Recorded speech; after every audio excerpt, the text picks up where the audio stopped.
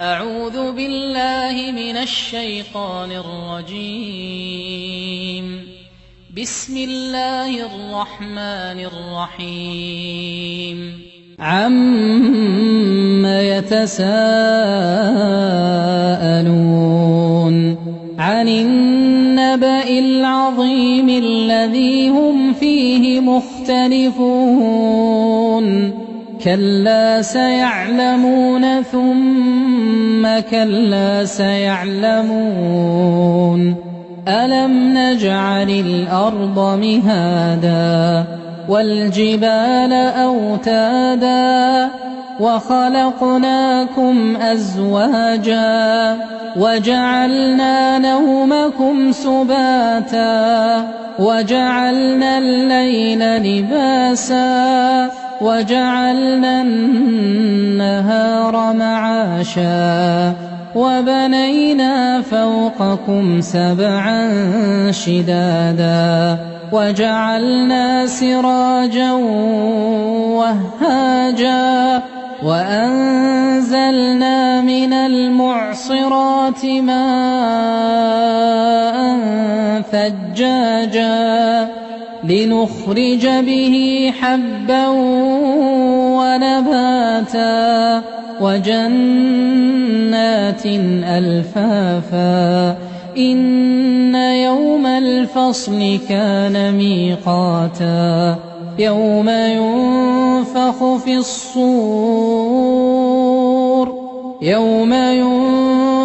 في الصور فتأتون أفواجا وفتحت السماء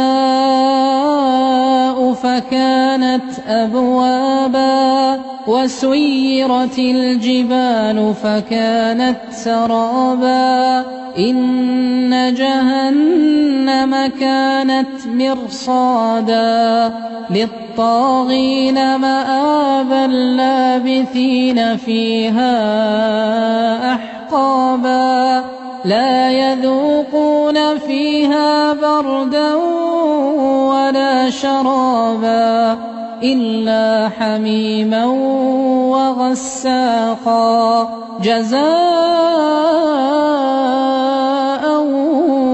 وفاقا إنهم كانوا لا يرجون حسابا وكذبوا بآياتنا كذابا وكل شيء أحصيناه كتابا فذوقوا فلن نزيدكم إلا عذابا إن للمتقين مفازا حدائق وأعنابا وكواعب أترابا وكأسا دهاقا لا يسمعون فيها لغوا ولا كذابا جزاء من ربك عطاء